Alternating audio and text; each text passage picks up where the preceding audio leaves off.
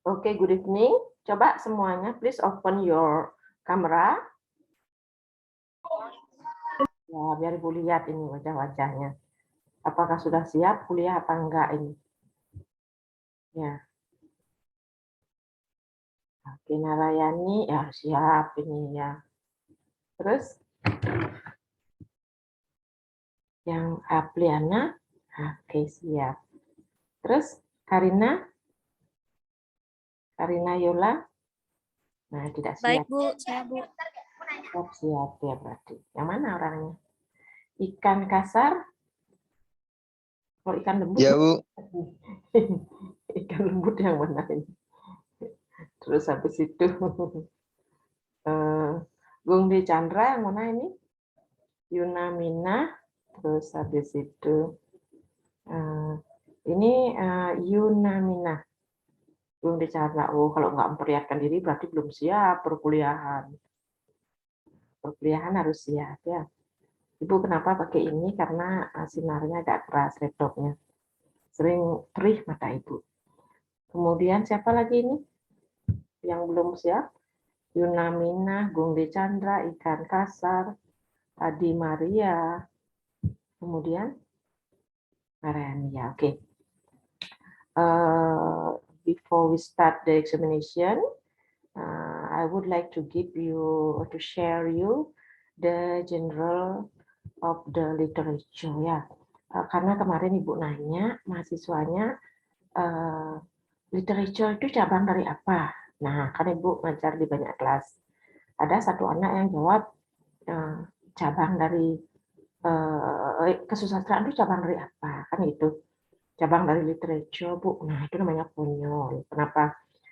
Kesusastraan itu bahasa Inggrisnya literature. Gitu. Nah, sekarang before start, Ibu mau share screen.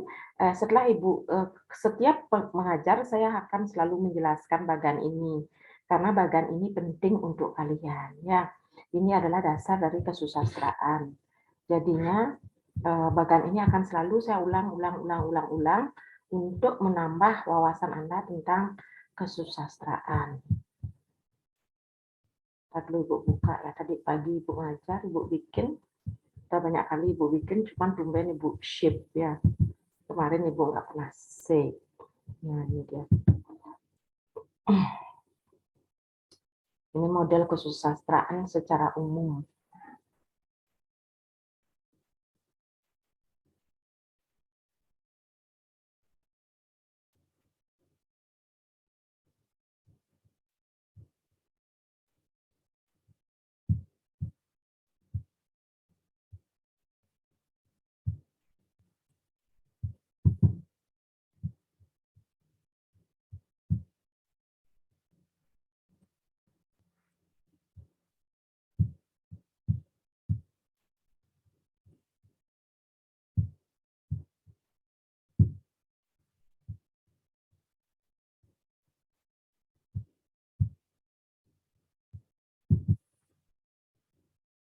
Namanya salah share.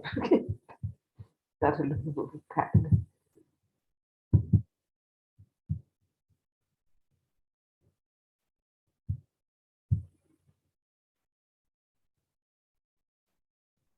Oke, sudah. Oke, literature is a part of art. Ya, kita memang tidak membahas art di sini, tapi biar Anda mempunyai pemahaman yang lengkap tentang literature, jadi Ibu kasih gambaran dulu secara umum. Literature is a part of art. Art itu kan ada yang seni performance dan ada juga seni yang berupa seni patung, seni lukis, itu juga bagian dari seni. Literature ini adalah bagian dari seni. Literature inilah yang disebut dengan kesusastraan. Makanya Ibu tanya kesusastraan bagian dari apa? Jangan jawabannya literature, kan begitu. Nah, so literature is a part of art, bagian dari seni. Literature ini, definisi ini menurut si Gilly Griffith, Mario Clarer, itu sama. Mereka mendivide melalui prose fiction, drama, poetry, and film. Ya, film ini Mario Clarer aja yang menyatakan ada bagian keempat dari sastra yang disebut dengan film. Nah, tetapi kalau dulu dosen Ibu Paresen membagi menjadi fiction and non-fiction.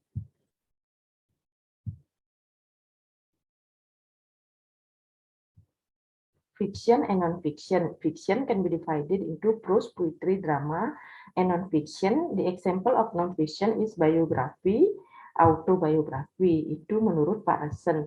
Mungkin beliau baca dari buku Sukado atau buku Warren and Welek, seperti itu. Tetapi kalau buku yang Ibu baca, yang lebih modern, di mana dibagi menjadi prose fiction, fiction yang zaman sekarang sering disebut dengan istilah prose fiction, drama, poetry, and film. Kemudian, karena sekarang bahasan kita pada prose, prose ini dibagi menjadi contoh-contoh prose itu adalah novel, novela, short story, ini disebut dengan triad epic yang old fashion. Selain itu, seiring dengan perkembangan zaman, novel, novela, short story ini juga ada yang namanya fairy tale, folk tale, ballad, myths, itu bagian dari prose fiction. Nah, and then selain prose fiction, literature also divided into drama, poetry, and film. Nah, drama ini kan ada yang drama pentas dan ada drama script. Sedangkan poetry ini ya tentu ada istilah lyrical poetry according to its genre may be divided into lyrical poetry and narrative poetry. Nah, nanti itu di dalam permata kuliah poetry itu nanti ada. Film itu adalah bagian keempat dari kesusastraan. Pernyataan ini hanya dinyatakan oleh Mario Clarer. Itu. Kemudian, prose fiction ini mempunyai contoh-contoh seperti novel, novela, short story. Novel ini, apa perbedaan antara novel, novela, dan short story? Ini menurut si William Kinney, novel itu yaitu kata-katanya di atas 45.000 kata kita kategorikan sebagai novel. Novelas kata-katanya antara 45.000 kata sampai 15.000 kata. We categorize as novelas. And then short story kata-katanya 15.000 kata, kan begitu. Nah, itulah yang membedakan antara novel, novelas, dan short stories. Kemudian, nah, untuk memahami dan menganalisis karya sastra ini, ada dua aspek yang membangun ya. Makanya karya sastra itu jangan anggap mati. Sebuah novel itu, kalau Anda berada dalam ranah ilmiah, Anda menyatakan novel itu sebagai benda mati, itu namanya Anda tidak di tempat atau di ranah ilmiah. Di ranah ilmiah novel itu bukan benda mati, novel itu hidup. Karena apa novel itu hidup? Novel itu adalah anak dari si pengarang. Makanya kemarin Ibu memberikan pertanyaan, why the author plays important role in analyzing the prose fiction? Yes, of course. Jawabannya satu pun tidak ada yang benar di seluruh kelas ya. Mestinya jawaban yang paling benar itu adalah the author is the mom or the mother of the work ya. Nah, sebuah karya sastra itu terlahir ya. Terlahir atau tercipta dari si pengarang itu. Roh pengarang itu ada, roh atau jiwa si pengarang itu ada dalam karyanya. Makanya karya sastra itu tidak mati, karya sastra itu hidup ya. Itu. Maka dari itu jawabannya satu pun nggak ada yang saya kasih very good atau great apalagi ya. Jawabannya cuma good aja karena jawaban Anda belum memenuhi sesuai dengan yang saya inginkan. Ini ada chat ya dari sini. Ibu nggak bisa lihat chatnya di atas aja. Chat. Oh, Anda nggak bisa lihat share screen Ibu, Dek? Share screen-nya gambar WA, Bu. Hah? Masih stuck di WA, Bu. Oh, gitu ya.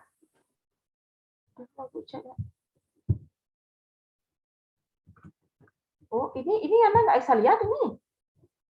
Oh, kok bisa begitu ya? Coba share gitu. Nah, taruh dulu ya. Share screen.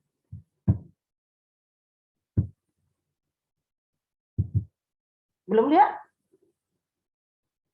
Anda belum bisa lihat? Sudah, Bu. Ya. Sudah, Miss. Ya, itu dia. Oh, ini globalnya tadi Ibu jelaskan. Ya. Novel, novelas, dan short story. Kemudian novel ini dibagi menjadi two aspect which build up the literary work. Karya sastra itu dibangun oleh dua aspek ya, aspek dari dalam karya sastra itu dan aspek dari luar karya sastra itu. Aspek dari dalam karya sastra itu yaitu unsur intrinsik. Nah, ini juga yang menyatakan si Warren and Welek. Ada dua aspek yang membangun karya sastra yang disebut dengan intrinsik aspek dan ekstrinsik aspek, kan begitu. Intrinsik aspek adalah unsur dari dalam yang membangun karya sastra. Unsur dari dalam yang membangun sastra, sedangkan ekstrinsik aspek adalah unsur dari luar yang membangun karya sastra. Unsur dari dalam ini, apabila Anda mengkaji karya sastra hanya berdasarkan unsur dari dalamnya saja, itu artinya Anda melihat karya sastra itu sebagai karya sastra yang mati. Seperti misalnya plot dalam Me Before You, sedangkan karakter dalam ini, sedangkan values dalam ini, cerita ini, itu artinya Anda mengkaji karya sastra sebagai benda mati ya. Nah, alangkah baiknya kajian Anda dicampur unsur luar atau ekstrinsik aspek pembangun karya sastra. Nah, menurut si William Kinney, intrinsik aspek dalam pembangun karya sastra itu dia mulai, kalau William Kinney dia mulai dengan analisis plot. Nah, kenapa Ibu nulis William Kinney? Karena Ibu hingga saat ini Ibu masih setuju dengan William Kinney.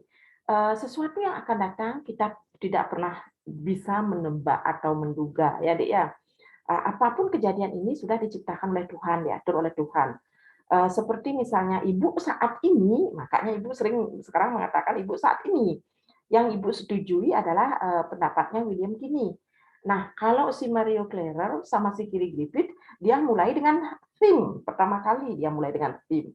Sedangkan kalau si William Kinney, dia mulai dengan plot, karakter, setting, point of view, style. Paling terakhir itu baru dia theme atau tema ya. Nah, kemudian kalau si Kiri Griffith sama si Mario Clarer, dia mulai dengan tema terlebih dahulu. Nah, Ibu lebih setuju dengan pendapatnya ini, apa tuh namanya? Pendapatnya si William Kinney. Karena bagi saya tema itu adalah ide pokok atau permasalahan inti. Di mana untuk mendapatkan tema itu bagaikan menyelam ke dasar samudra. Untuk tema itu adalah isi hati si pengarang. Kita sangat susah sekali menebak isi hati si pengarang. Maka dari itu, untuk mendapatkan tema itu, saya rasa yang perlu dilakukan adalah mengetahui ceritanya berulang-ulang. Ya. Yang kedua, bagaimana settingnya, bagaimana karakternya, bahasa apa yang dipakai, apakah bahasa sindiran. Nah, kemudian di samping itu, untuk mendapatkan tema dari sebuah karya sastra juga diperlukan faktor ekstrinsik atau faktor luar. Ya. Faktor luarnya ini yaitu bagaimana keadaan masyarakat pada waktu itu. Dengan mengetahui keadaan masyarakat pada waktu itu akan memudahkan kita untuk memahami isi hati si pengarang. Karena kita membayangkan diri kita dalam situasi itu.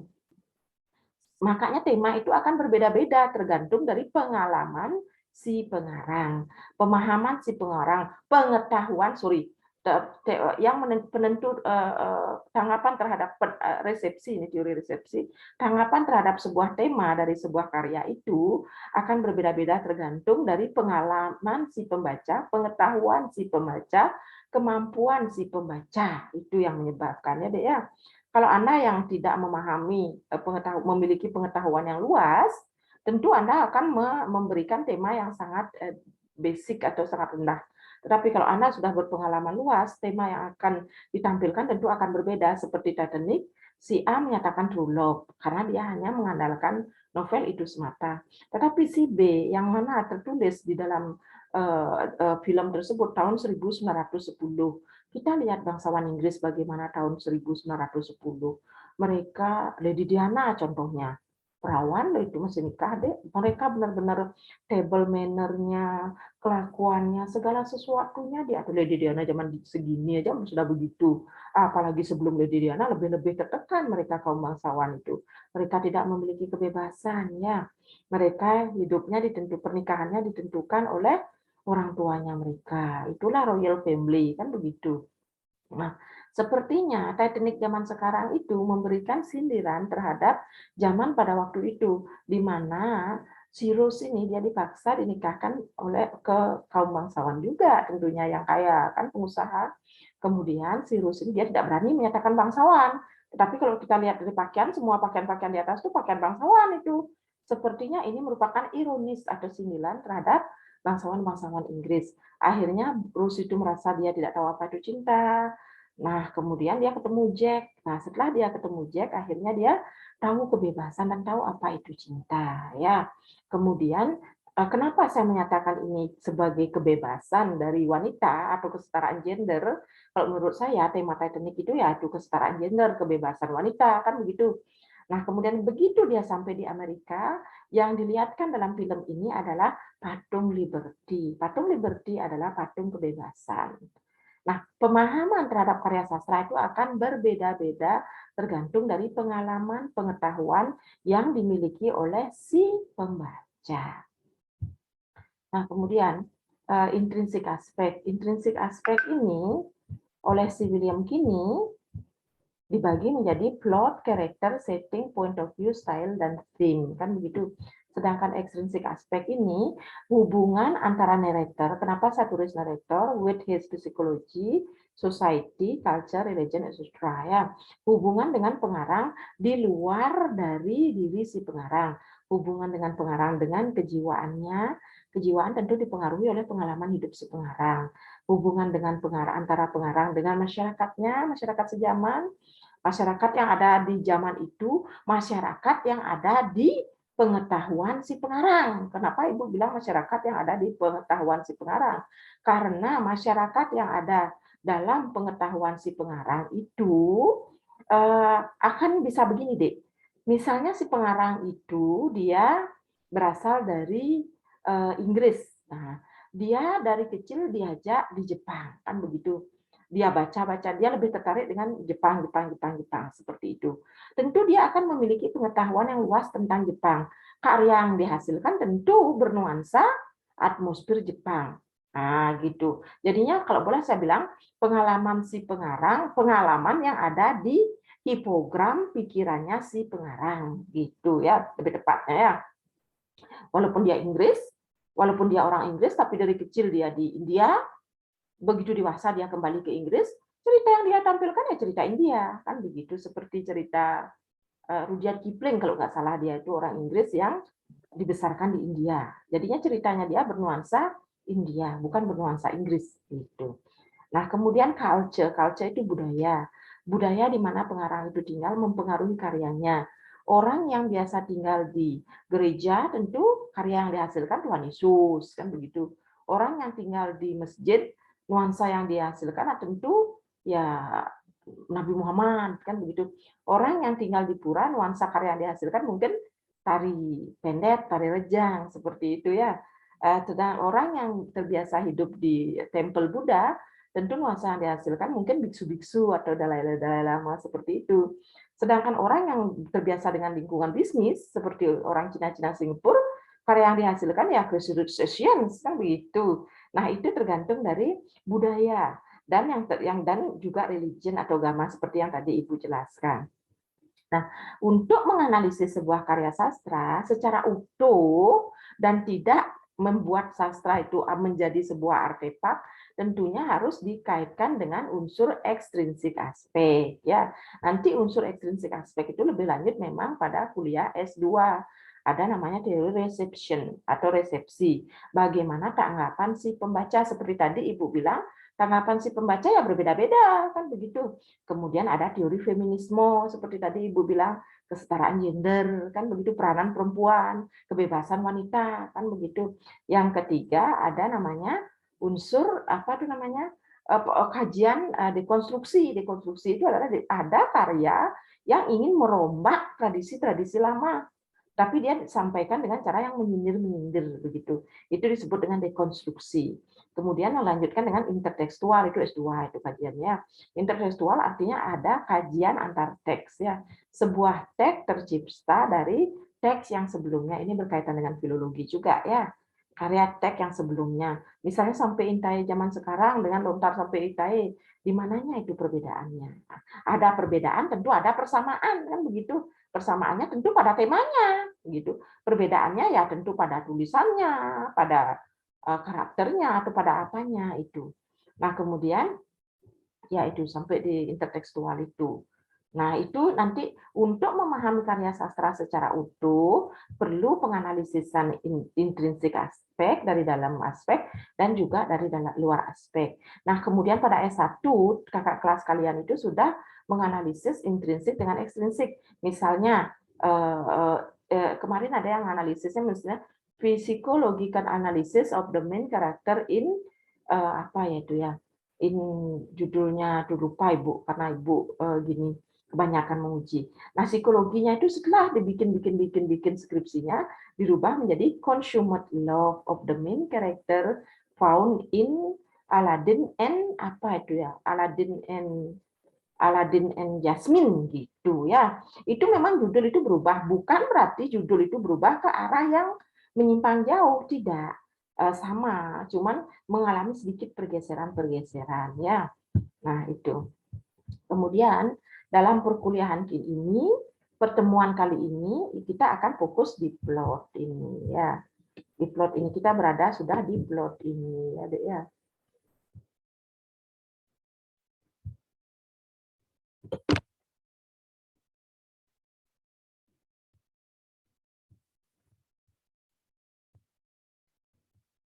Kita berada sudah di plot ini. Ya. Oke, untuk lebih lanjut ada yang ada yang Anda pertanyakan. Kalau ada yang bertanya, silahkan tanyakan dari penjelasan Ibu ini sebelum Ibu lanjut ke plot by William Kinney. Walaupun anak ininya Ibu plot William Kinney, tetapi di dalamnya juga ada Aristotle, di dalamnya juga ada Gustav Freytag, plot yang sangat digandrungi oleh anak-anak itu ya, yang Gustav Freytag ya, Dek ya. Tapi banyak juga ada juga beberapa yang menggunakan William Kinney. Sebelum ini tutup, Ibu mau sebagai absen kita tolong buka dulu videonya ini. Nah, harus di-share katanya. Nah, ini menurut harus di-share ini. Buka dulu ini. Sambil buka ini ada pertanyaan dulu sambil Ibu nanya penjelasan Ibu tadi. Ada pertanyaan dulu tadi. Kalau ada pertanyaan silahkan ditanyakan.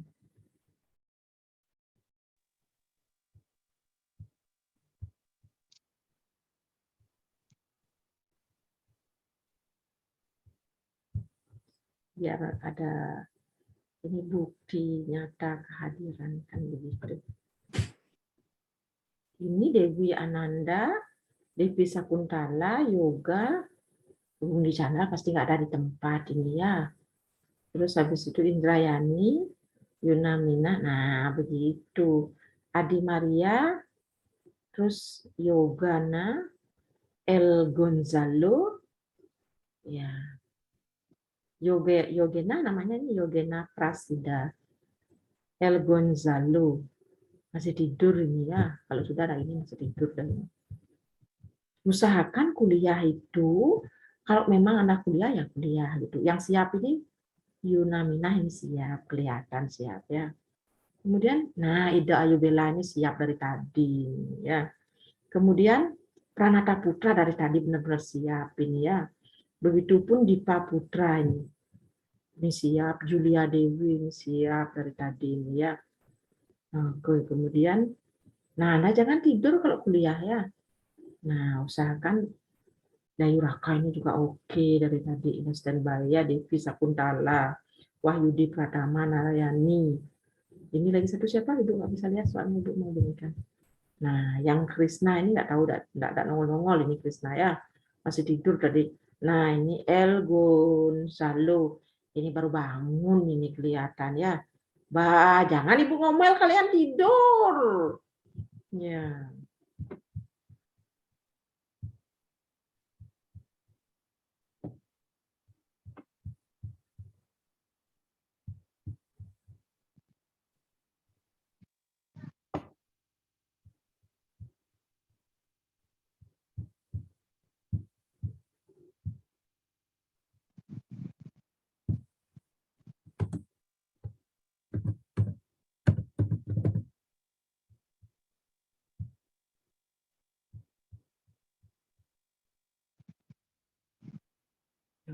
Oke. Nah, pakai lagi. Yep. Sekarang ada pertanyaan tadi Ibu udah jelaskan secara global perkuliahan khusus sastraan, sehingga anak ini perkuliahan global ini akan terus Ibu ulang-ulang sampai kalian benar-benar memahami, ya, sampai kalian benar-benar memahami kesusahan dari mana, kan begitu.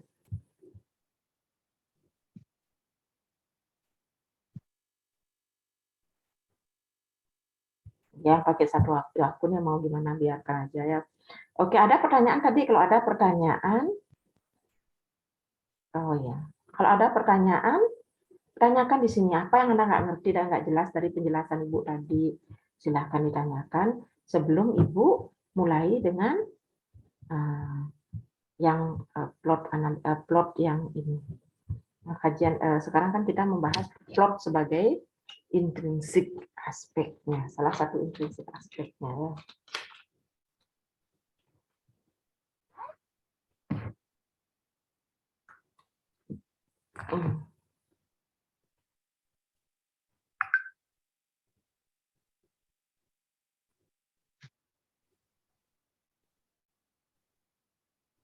Oke, ini ada pertanyaan dari teman Anda, apakah artikelnya itu dikumpulkan saja atau dipresentasikan? Tentu dipresentasikan dalam bentuk PowerPoint, ya, tentu itu ya. Harapan Ibu setelah middle itu semua pada saat middle sudah dikumpulkan, dan setelah middle mulai presentasi ya. Presentasinya sebentar-sebentar saja ya, Dek ya. Jangan dikumpulkan saja, tapi itu harus dipertanggungjawabkan modelnya dipresentasikan itu. Jangan asal ngumpul. Semestinya sudah dari sekarang sudah nyetor ya anak-anak itu ya. Untuk diperbaiki maksud Ibu, bukan untuk apa-apa, untuk diperbaiki gitu. Terutama anak semester 3 dia tidak mempunyai pengalaman tentang artikel. Untuk semester 5 Ibu juga tidak tahu apakah dia paham atau tidak gitu. Pas middle nanti kumpul ya, Dek ya. Artikel Anda biar Ibu bisa revisi ya.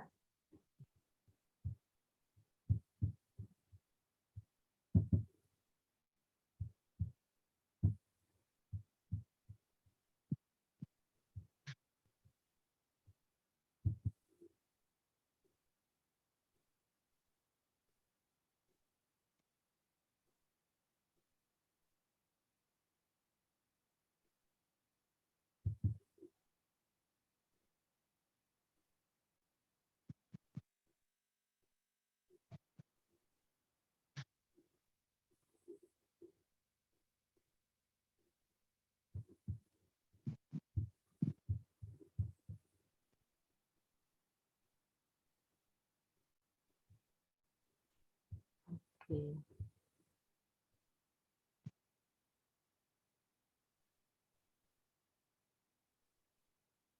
Yang ini belum, Ibu belum ini ya, belum stop share ya.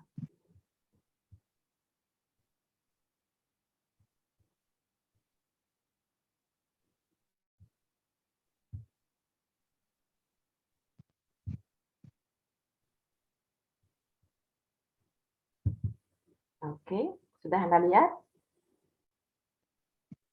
PowerPoint Ibu? Sudah, Miss. Ya, oke. Nah, ini yang tadi kelanjutan yang tadi. Plot, karakter, ini William Kinney ya. Dia kalau menganalisis fiction itu dimulai dari plot, karakter, setting, style, point of view, theme, structure, and technique. Theme itu paling terakhir ya, ini di atas nih. Baru bisa menentukan theme. Nah, sekarang tadi sudah Ibu jelaskan, ini kelanjutannya. Biar Anda mengetahui sastra itu secara lengkap. Ya, kemudian tadi juga Ibu lupa yang menjelaskan yang ini ya, Dek ya. Kalau di dalam ini, ada juga perbedaan antara drama dengan fiction atau prose fiction. Kalau dalam prose fiction, plot sama juga plot ya dalam drama. Dalam prose fiction, karakter dalam drama disebut dengan actor or actress. Kemudian setting dalam prose fiction dalam drama disebut lighting dan apa itu namanya?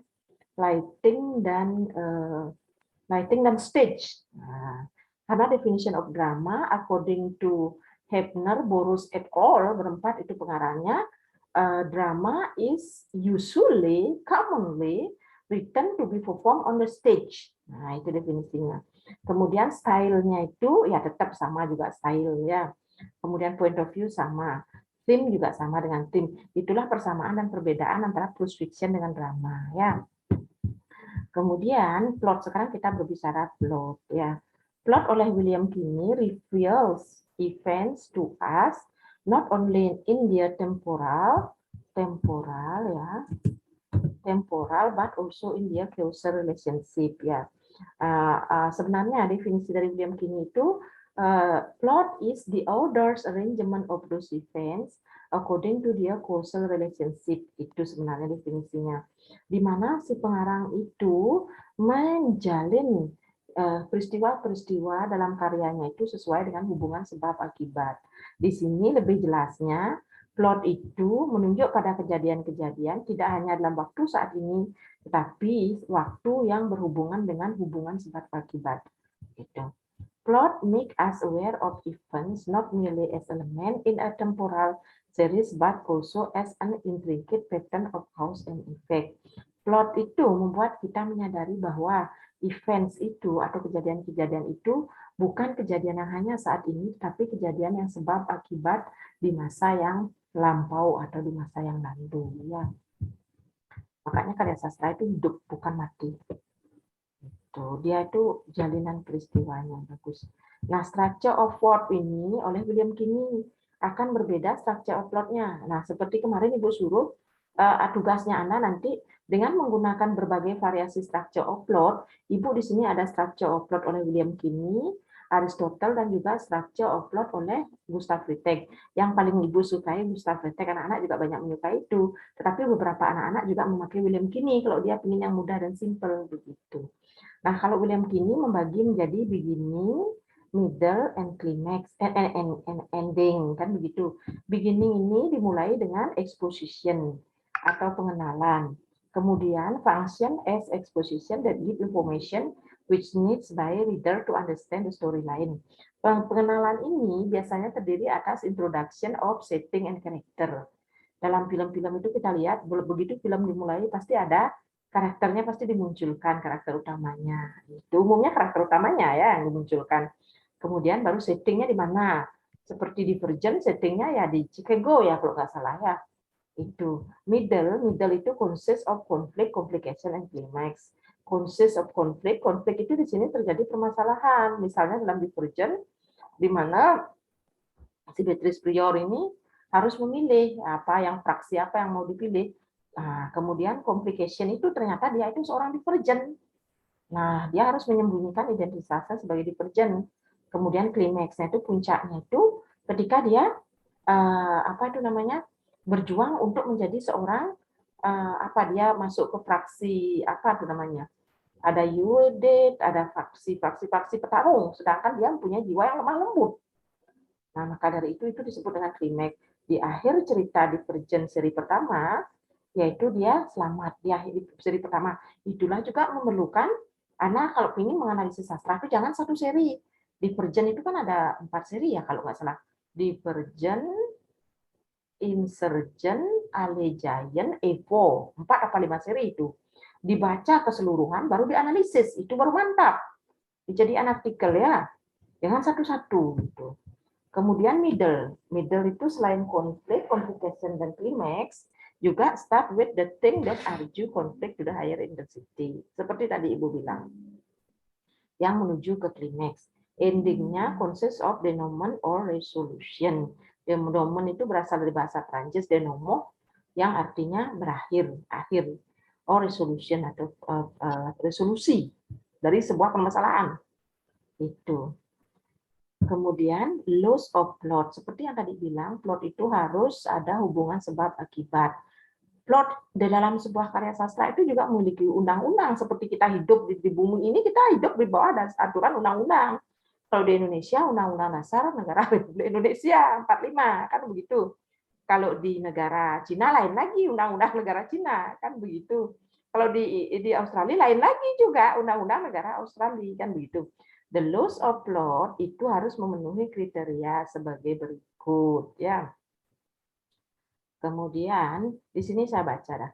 The loss of plot mean rather generalization drawn from practice of the best writers.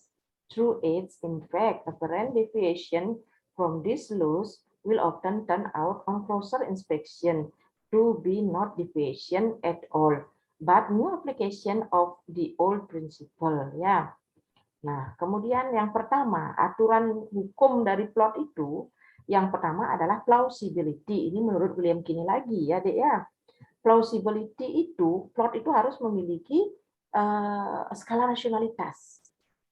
Skala rasionalitas. The laws governing plot in fiction, one of the most important is certainly the law plausibility. There are two steps involved in judging whether a story has a plausibility. Before we can determine whether a story is convincing in its own term, we must recognize what those terms are. We have a right to demand that a story is plausible. A story is plausible when it is true itself. The great work of fiction always have been plausible. Hukum-hukum sastra, hukum-hukum plot itu juga ada hukumnya seperti manusia ini.